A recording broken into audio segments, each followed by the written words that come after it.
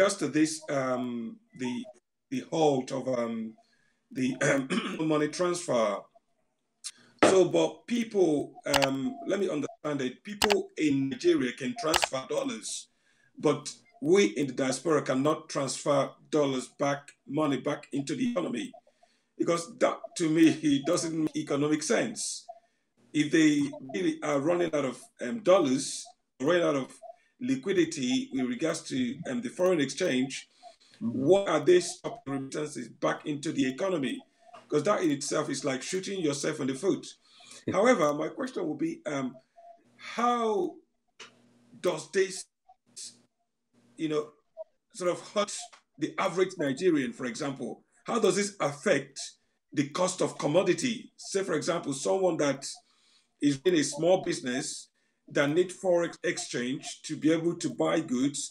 How does this affect that person? I was watching a program today where someone was saying that the cost of bag of cement today is going for 7,000 naira. How do people cope? Do actually Nigerians save money? Because with this sort of up and down fluctuation of currency, and you cannot really save money, because I know in the Western world here, when the government sometimes find itself in a tight corner, they can actually borrow from the money saved by the citizens. So how can the citizens save money? Because once this sort of swing happens with regards to the exchange rate, that actually wipes someone's savings out, life savings out. So how can the citizens cope with this sort of fluctuation? Yeah. In fact, let me even take that my illustration further. Remember, I told you that if you had 10,000 naira at the beginning of January, you kept it in your bank or under your bed. By December, because of the naira devaluation, it now reduced to 5,100. Here's what is worse. Food inflation by the end of last year was 33%. So by the time you apply it to that 10,000 naira that you had, the combined effect of the devaluation of the naira and the food inflation reduced that your 10,000 naira to 3,000 naira, 3,100 naira. That is what 10,000 has become now. So the sad thing is that this high dollar exchange rate obviously has a ripple effect on the entire common economy, because sadly Nigeria is an import dependent economy. We import everything, including toothpick. So if a product as simple as toothpick is imported, the price of toothpick is going up too. Now, let me quickly actually address how this is negatively impacting, the diaspora. For a lot of us in diaspora who try to do business at home, set up this, send cars for sale, whatever, it has crashed that business. I'm not kidding.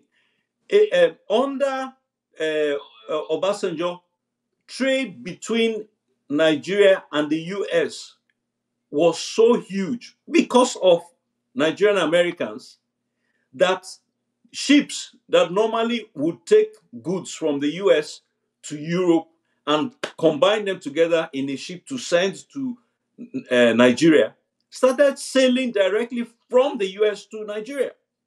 Just think about the amount of trade that will allow a massive trawler to take cargo, containers, a whole container ship, to leave from Baltimore, right here next to me, to Lagos direct without going through Europe to pick any other goods.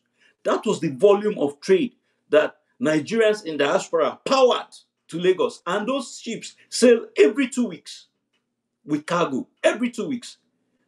And then what now happened is that if you sent a vehicle to Nigeria to be sold, by the time it's sold, the exchange rate is so high, you cannot recover what you spent sending it.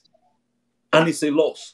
So that car market between Nigerians in diaspora in the US and Nigeria has crashed. It's non-existent anymore.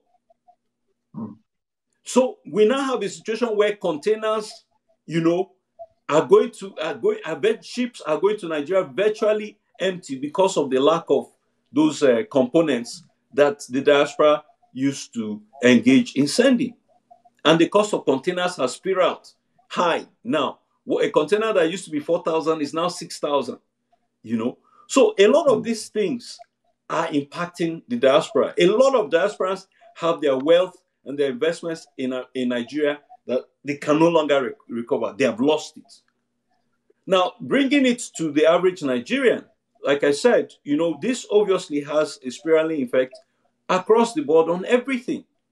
Because, spare parts, finished products, all of that, they come through the economic, the seaport. But let me even give you two other examples of terrible things that are happening. The road from Apapa, Tinkan Island, into Lagos and out into the country is so terrible that even after you have loaded your container on your trailer, to drive out of the port, your vehicle can be there, your trailer can be there for 3 days. Now, every day that is delayed there, the shipper or the importer is paying for the fuel that the truck driver is spending. He's paying for his consumption, his own food consumption. Is all of those delays, all of those losses, they are not going to absorb it. They are passing it on to the end user. So that Apapa Road delay alone is adding to the cost of the goods that will end up in the market. Do you know that I was shocked? I have shipped containers to Nigeria for decades. Whether it is relief, whether it is all manners, we have done that. And do you know that this was the first time I was going to check on a container of relief that we brought, for victims of terrorism in the north. And do you know that I had to enter a ferry to cross from Lagos to Apapa and then to get on a motorbike to be able to get to the Tinkan Island to see my container? No, I want you to understand that I, as a Nigerian from America, got off a plane, took a taxi, then entered a boat to cross, and then enter motorbike. That is how humiliating the congestion in our port currently is. And my container was there for months. By the time we finally cleared it, we had spent over $20,000. So what we did was, I had a second container that was to come. I came back to the US, canceled that order, paid them to offset, the cost they had incurred, and said, I'm not sending any container to Nigeria again, because it made no sense. I'll give you another quick example. I had a vehicle here. My son was, involved in an accident, and we decided to donate it to charity for use in Nigeria. Because, here in this society, we discard things a lot. And, we sent it to Nigeria. Can you believe this is a 2010 vehicle? Do you know how much I spent to clear a 2010 vehicle in Nigeria in 2023? I spent 3 million. How can you clear a vehicle, an old vehicle, with 3 million naira? So at this point, anybody in diaspora who is sending a vehicle is not sending it for sale. He must desperately want to use it himself for a sentimental reason. Otherwise, it is not economically sustainable. So it is only the uber rich who can afford such a cost. And if you look at the tariff, the duty rate, do you know that duty rate used to be at the official rate of 400 and something? Okay. Right now, as we speak, the duty rate, exchange rate, is now over 1,000. This is the official duty that you're paying to the government of Nigeria. It's almost equivalent to the black market price. So how can trade between the diaspora and Nigeria be facilitated with this kind of horrendous and predatory practices? Now, Nigerians are known to do very well in the diaspora. in almost every facet of life. And we had this Nigeria diaspora commission that was, I think, headed by Abike Dabiri. What are the Nigerians in diaspora doing about it? And is it that nobody in the diaspora commission, whether from the Nigerian side or the diasporan side, can see the damages this policy may cause? So that's a very good question, and yeah, thank you for asking. In fairness to NIDCOM, NIDCOM is one of the most effective agencies, government parastatals in Nigeria today, and the leadership of NIDCOM is highly dynamic. And I will say that I did write to NIDCOM to express my concern about the cancellation of the dollar incentive scheme. And I was referred to CBN because NIDCOM itself understands the value of that scheme and was part of the consultations that resulted in that scheme. And they saw the benefits to the economy of that scheme. So I was directed to engage with the CBN. But when I wanted to reach out to the CBN, I saw the acting CBN governor saying that it was the diaspora who was to blame for the naira. And I said, if this person can lie so blatantly, it would be a waste of my time engaging with him. So what I'm saying is not, you see, this is not rocket science. This is the most fundamental principle of economics that Adam Smith espoused. You know, the law of supply and demand. Where there is scarcity, where there is no supply, obviously, demand outpaces supply, the price will skyrocket. There is no sane reason why the Nigerian government will block companies who want to send money into Nigeria from sending in the dollars when their own NNPC cannot generate dollars. Now, let me even show you. I want to explain to you how evil this policy is. When the naira was approaching 1,000 naira to the dollar, the CBN and the Tinubu government quickly said, oh, they were doing one or two things to intervene. NNPC borrowed $3 billion. They said they wanted to use it to defend the naira. No, listen to me. They didn't say they were putting it into any project. They said they wanted to use it to defend the naira. They borrowed $3 billion. Where did they? What were the terms of these $3 billion that they borrowed? The $3 billion is to be paid with future oil earnings of Nigeria. Can you imagine? So they are already borrowing against future money, oil that we have not yet produced in the future. They are using it to pay this. But based on the oil price and everything, they are going to repay that $3 billion with $12 billion. Can you imagine? So we're not only borrowing to defend the naira, we're now going to repay it with $12 billion. Now, the signature of that agreement, Nigeria paid the bank that facilitated that agreement $66 million to defend the naira.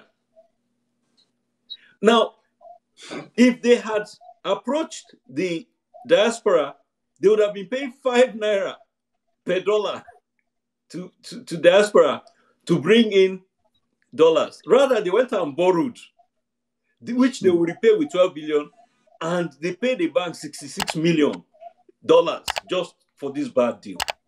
All right, that wasn't enough. They went and borrowed an additional $7 billion again to defend the naira. That's making $10 billion. Now, what are the terms for the $7 billion that they borrowed? They securitized it with Nigeria's future gas earnings. So within 7 months of being in power, it's even less. Within 5 months of being in power, Tinubu has already what Nigeria will make in oil and gas in the future. They've already collected it. And again, we don't know the terms of the 7 billion that is being borrowed. But if the 3 billion, if the signature fee that was paid to the bank was 66 million, then the signature fee paid to the banks for the 7 billion will be close to $150 million. Exactly. But they refuse to get free money from diaspora for 5 naira. Now, I want you to know that we all know what happens in Nigeria. I gave you the illustration of what happens with that forced them to create the TSC. Come and lodge money in my account, and here is what you get. Just imagine what will happen from those banks that inked this deal to the officials who colluded with them to do it. So now they borrowed 10 billion to defend the naira. Has the naira been defended? The naira has gone from 1,000 before they borrowed 10 billion to 1,500. So where did the 10 billion go? So look, when I tell you that I am terrified, horrified, and mortified by the economic policies that have been implemented, I am not kidding. Because even the British who ruled Nigeria as colonialists, they did not harm the Nigerian economy the way and manner that the policies of this administration have harmed the economy. It was scary, like you said, it's very terrifying with regards to where this economy is going. However, at the end of the day, we only have this one country, this one, space, called Nigeria. So at the end of the day, we still have to find solutions to the problem. What do you think, in order of priority, what do you think government can do to start coming this policy? As you have said, as you have stated, these policies are, bad policies. What can they do in the short term to start correcting this evil that has, is causing a lot of problem to the Nigerians? You see, the issue here is this. At the very beginning, I said that if the objective of this government was to destroy the economy, they're doing a great job. They're on the right track. They're achieving it. So if you're asking me what they can do to fix the economy, we have to know whether they're interested in fixing the economy or not. You see, now, some of us who were critical of the Buhari administration and others before him, we were critical because we realized that they were intellectually challenged and they needed guidance. How do you advise people who are crooks? Because the objective, they're not interested in governance, they're interested in looting. Nigeria, for the first time, has been taken over by a gang of known and confirmed criminals. So criminals are doing what they know best. We all know, there's no doubt about it. The legacy of this man who was tax collector of Lagos, who sold everything that Lagos owned to his personal asset and all of that, is known. So why do we expect that he will do different as president of Nigeria? He has just nationalized the criminality that occurred in Lagos. So I can't advise somebody who is not interested in advice, somebody who is doing what he set out to do. He said that it was his turn. Some people thought he meant it was his turn to rule. Others think he meant it's his turn to loot. But at the end of the day, it's his turn. He's doing what his turn allows him to do. You see, let me make something very clear. Right now, in the US District Court, 15 miles from where I am, from my house now, the US government have seized $200 million out of the money that Bagudu laundered for Abacha. It's right here in the court now. Do you know that as we speak, the US government has reached an agreement with Bagudu to give him over $30 million out of the money, and then the US will keep the balance of the money. And who is Bagudu? While this case was pending here in US court, Tinubu appointed him his budget minister. I was so shocked. So I wrote a brief to the court, and I said Tinubu forfeited $460,000 to the US government 30 years ago. Meanwhile, Bagudu forfeited $460 million to the US government 10 years ago. That means that the amount that Tinubu forfeited was 10% of the amount that Bagudu forfeited. So, so Tinubu has now hired a greater money launderer than himself to be his minister, so that one will help him to finish the economy. So I submitted this brief to the court in August last year, only to come out this year or end of last year, early this year, to find out that as budget minister, Bagudu's tenure, under Bagudu's tenure, CBN paid $6.7 billion to a consortium of banks. And then those banks lent $7 billion to Nigeria. So when I saw it, I wrote to the court. I filed another brief, which I filed in the court about 2 weeks ago. I said everything I predicted has come to pass. That this was the same way that Bagudu looted Nigeria under Buhari under Abacha in the 90s. What happened was Nigeria was owing a company over the Ajakuta steel mill. So Bagudu used Nigeria's money to buy that debt. It was approximately $250 million. He used Nigeria's money to buy the debt and sold the debt back to Nigeria for $500 million. So without using one dime of his own, he made $250 million. So I looked at that scenario of how that crime was perpetrated as revealed in the court documents.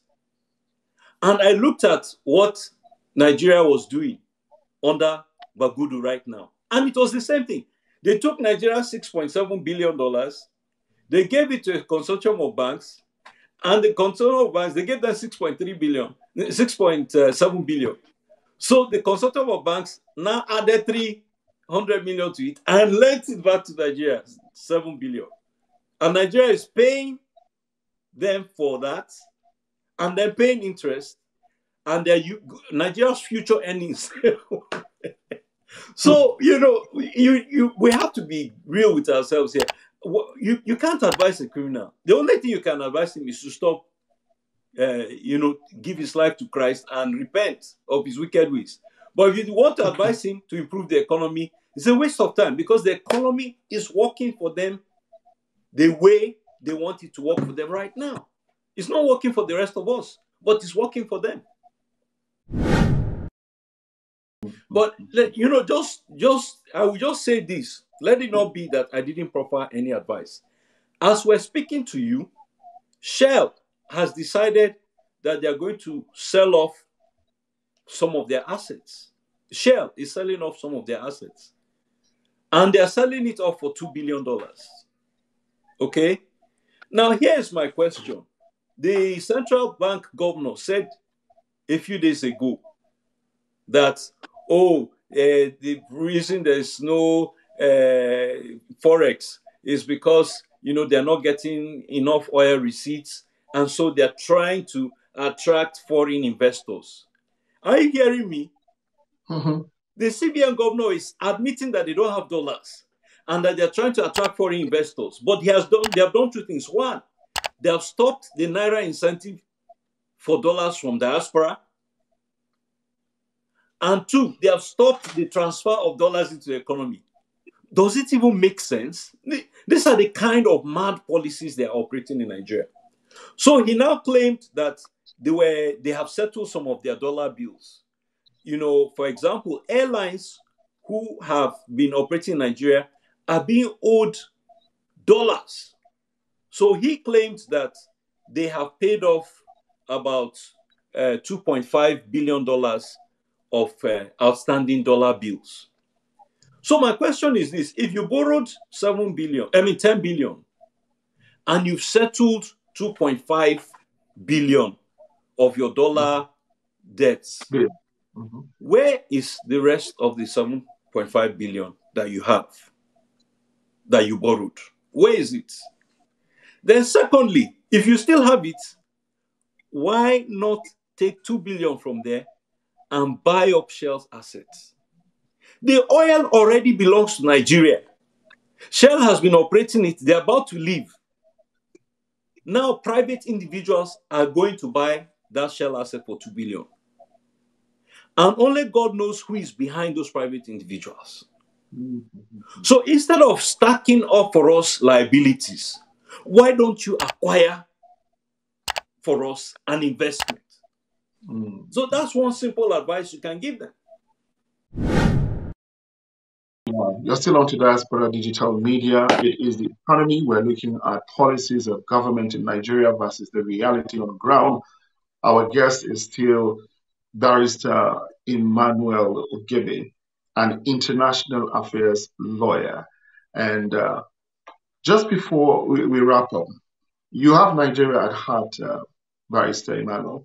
And like you mentioned earlier, you've been working to see that relief comes to areas within Nigeria that are suffering um, horrifically from bandits, criminals, kidnappers, and other forms of massacre.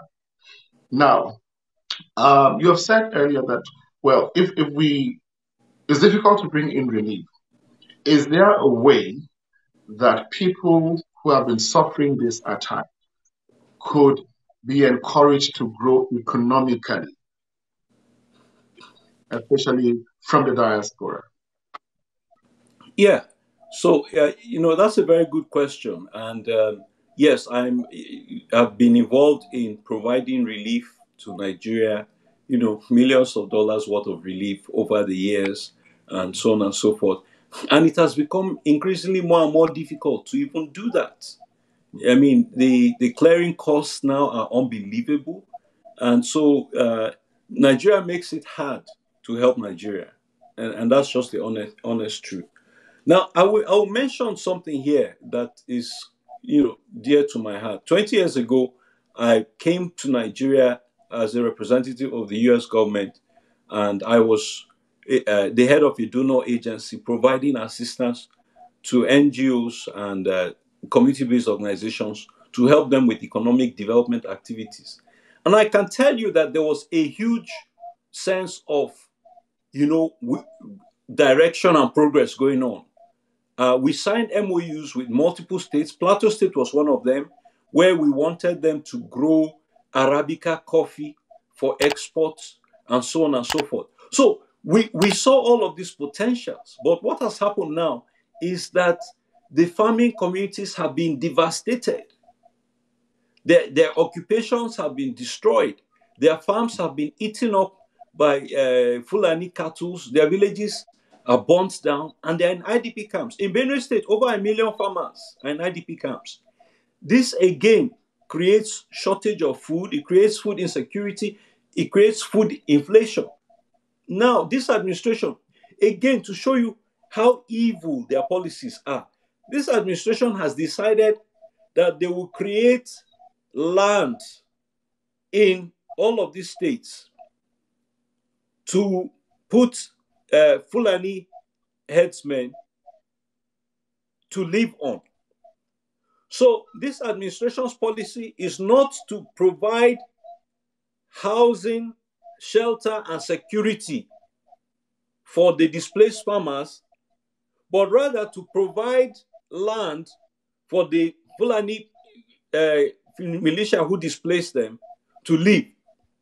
How will that work? That's not sustainable. You need to grow food for human beings, not for cattle. So this is what we're looking at. Now, I can say that at this point, I will encourage, communities to try and create uh, farming communes, and if they can do mechanized farming and so on and so forth. I know that in Plateau State, the Governor Jang introduced mechanized farming, where you could hire tractors and do large scale farming. But again, that has been disrupted by insecurity and lack of policy continuity. In Benue, when I visited some years ago, they sold off all their tractors. So we are seeing loss of farming capacity uh, in the country, which is not helpful or healthy for any nation at all. The US, despite being a world superpower, is first and foremost an agricultural country. It's an agricultural economy. Forget Silicon Valley and all of that. The US does not play with farming. They farm in excess. They subsidize their farmers. In Nigeria, rather than subsidize our farmers, we hospitalize them. We put them in the IDP camps.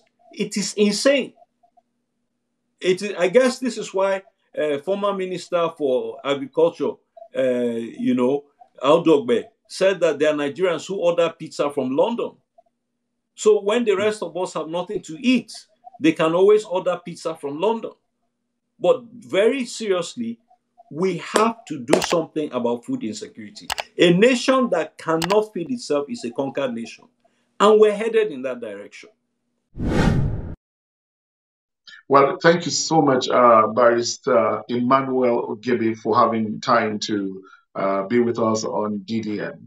All right. Take care and God bless. Yes, thank you. All right. Ladies and gentlemen, we've been listening to Barrister Emmanuel Ogebe, and international affairs lawyer based in Washington, D.C. And the program has been The Economy on Diaspora Digital Media. And special thanks to my colleague from the UK, Mazio Koye, for being part of the show, and to Ernest, who coordinated the whole thing.